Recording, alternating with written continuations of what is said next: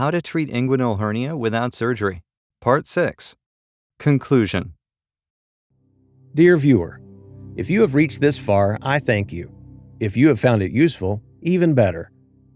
I developed an inguinal hernia 8 years ago and left it alone for the first 6. These days, I'll wear a hernia belt and think nothing of it. I am in no pain, have no athletic limitations, and the matter is not of the least concern to me. In light of this, it has not been pleasing to read of certain patients tolerating a substantially reduced quality of life as a result of an operation which they had been led to believe would be a minor affair.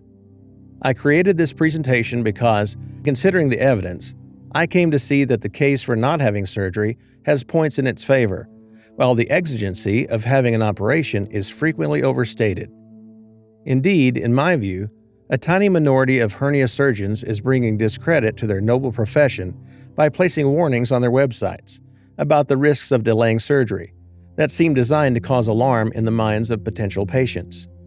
As one example, that there is significant danger in going on vacation with a hernia unrepaired, so best get it fixed now. Fortunately, an ever-growing body of surgeons is advocating a more measured approach, and we thank them for this. If you have a hernia, you may need surgery, so on no account use my personal experiences as a reason to avoid an operation.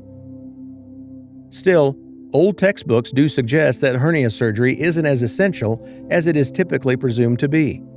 Indeed, astonishingly, I learned that the first line of treatment in the 19th century for a patient with a non-reducible hernia was often to attempt to return the protrusion to its natural place, and that, by various ingenious techniques, this was frequently accomplished.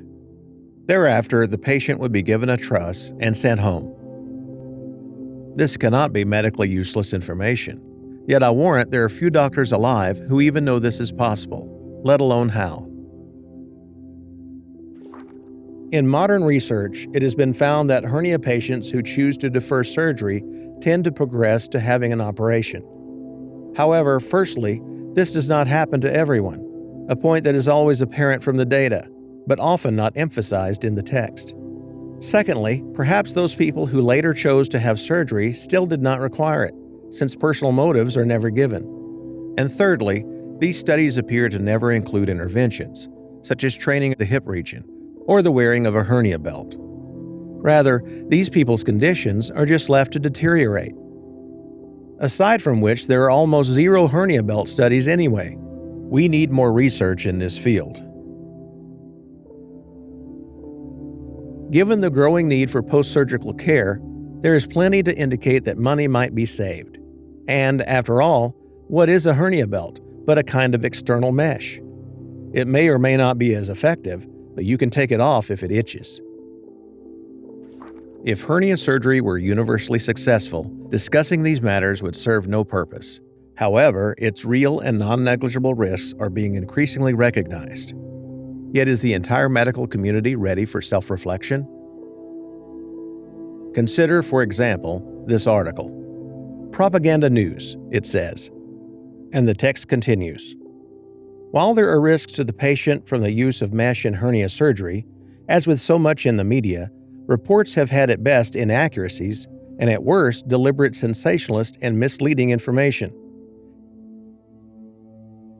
It has been postulated that there may be a mesh syndrome with symptoms such as tiredness, lethargy, arthropathy, and rash attributed to an implanted mesh. However, these are common symptoms in the population at large, and there is no evidence to confirm such claims. Chronic pain has been a common area of discussion in media coverage of mesh use in hernia surgery. Demographic studies indicate that chronic pain has an incidence of between a third and half of the general population, unrelated to other health issues.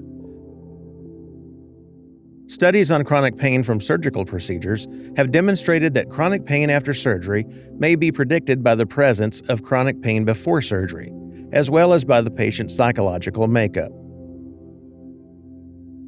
In this worldview, patients are seen as overwrought hypochondriacs whose emotions must be managed. Questions about mesh are dismissed as propaganda or hearsay. And the true key to progress will lie in working with industry.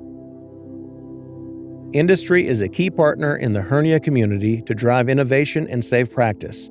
We must work in tandem with industry to achieve the best results. What medical magazine would ever publish such a piece? In fact, these extracts are from a 2019 article published in the prestigious Bulletin of the Royal College of Surgeons, a publication of the surgical community. Link in the description below. As ever, if you don't look for a problem, it may not appear to exist. In a 2021 podcast from the Journal of the American Medical Association, 2 white doctors concluded that racism amongst doctors did not exist because they had never seen it. And in the above article, we have 3 surgeons writing that mesh surgery is safe, because if it weren't, surely they would know. Towards the end, this article reads, "Engagement with patients who have a poor outcome after hernia surgery, whether it is possibly related to mesh or not, is necessary for the community of hernia surgery to proceed." Which appears to mean that patients in pain must be engaged with for the sake of the community of surgeons.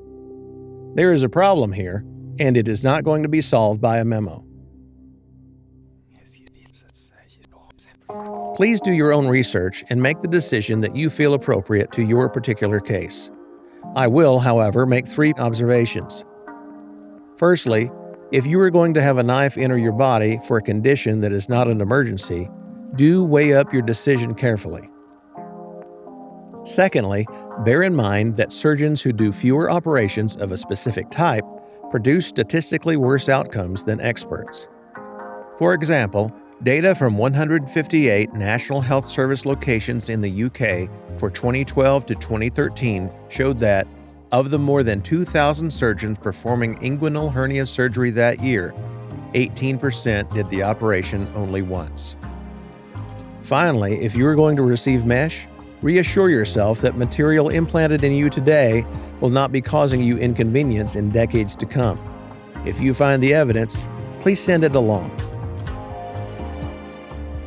I wish you happiness and good luck, whatever you may decide.